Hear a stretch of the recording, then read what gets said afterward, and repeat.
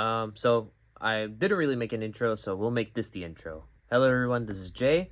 And as you may have noticed behind me, I have another Mazda Miata. We'll go ahead and cut to the beginning of the clips, because it's not really a proper video, it's just a collection of clips, you could say. And then it will explain how we got to this point. So let's go jump to the beginning.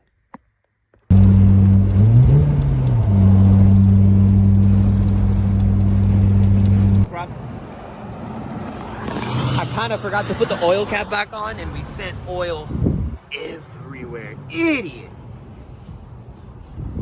It happens. Right now I'm gonna clean the engine bay because of yesterday's incident with the oil. That's probably the best place to start right now. I just realized that this was just broken. Well, not broken, but he didn't have this in place. So it's just open like that. Air filter seems pretty clean for what it is.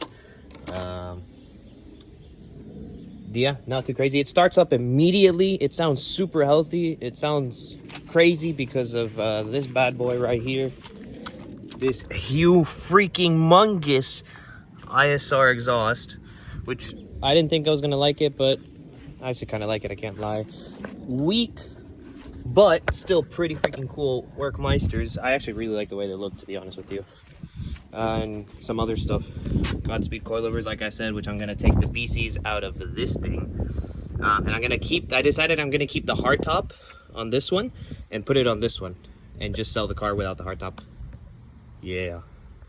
The car seems to be leaking oil through here. I already pressed or sprayed brake cleaner right there and cleaned it out, and it still seems to be leaking. I checked the oil dipstick and it was at the proper level, but this is just after driving it and there's already that much oil, and it just keeps leaking.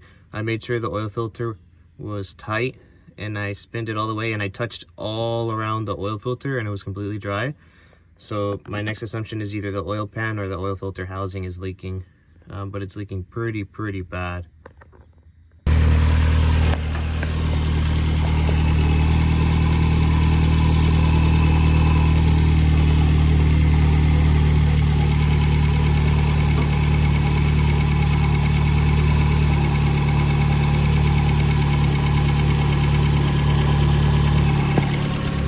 Found the freaking culprit of our issue. The oil filter housing seal, the nut that holds the oil cooler, this thing down here, which is kind of important where your oil filter sits, was hand tight. I didn't have to put any force with that, and it's like this. I was like, there's no way. I thought I wasn't catching it, and it was loose.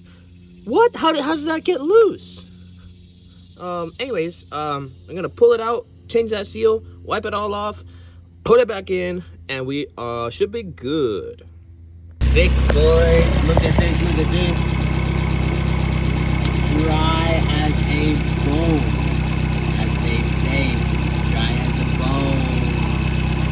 Yoo! And the oil filter tightened up as it's supposed to, tighter. Because before it was not tightening up tight. It would go all the way. Once it reached the end, it would be like an abrupt stop, when normally you're supposed to be able to crank on it a little bit. Nah, this one is working now. And let me check and see if it's still leaking from the crank water pump. How bad? That way I can determine if I can drive it or not. It's dripping a little bit, as you can see right there. Nothing out of the ordinary. Let's go. Oil leak, as we can see right here. It's no longer pissing oil. I'm gonna go stop the camera, turn off the car, and make sure. Here we go.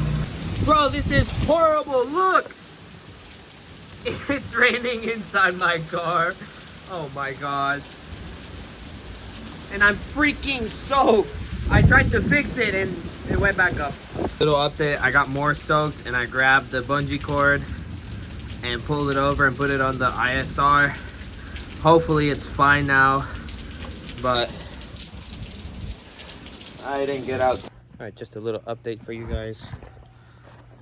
Last night I did the front coilovers and I swapped them from this car to this car, this car to this car. So you can see it's a little bit taller.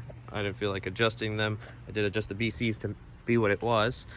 At the very moment, I'm doing the rear coilovers. You can see I removed them sitting on the ground. Just finished removing the BCs out of the back on this car. And they're right here. We just gotta adjust these to match the same as the Godspeeds right there. That way this car stays the same height. And then once that's done, we're gonna move all the cars, including this one, take it out of the garage. That way I can put this beast in the garage and start tearing out the front end of it, do the motor mounts, and then do all the timing on it. Let's continue. All right, we got the NB inside the garage. I went ahead and took off the wheels. The front end has already been off because I'm still working on that. Remove the air intake, which is sitting right here. This is like 90% of the stuff I need to do for the timing, just the seals and stuff. The water pump, the belt, the idler, and the tensioner are on the way. So next is this. Very first thing I want to do is just those motor mounts, because let me see if I can show you guys. That's the passenger side motor mount. It's completely broken and out of place. The driver's side is kind of hard to see without light, but yeah, you get the point of it. Also have the top down right here because I want to go ahead and clean the interiors. I already vacuumed the driver's side. I just need to do the passenger side, clean up this roll bar, put this up and clean under it, and she'll be good to go. I got the trunk over here that I still have yet to clean, but I think that'll be the last part. That's like the least of my concerns. But I really do want to tackle that first. So let's get to work. So I'll go ahead and leave it up to here for this video. I'm still waiting on some few parts for the timing job that I mentioned earlier. I'm gonna go ahead and start removing everything, but I'll show that in the next video for the timing stuff, and hopefully we'll have this thing out of here as soon as possible. I'm thinking next week.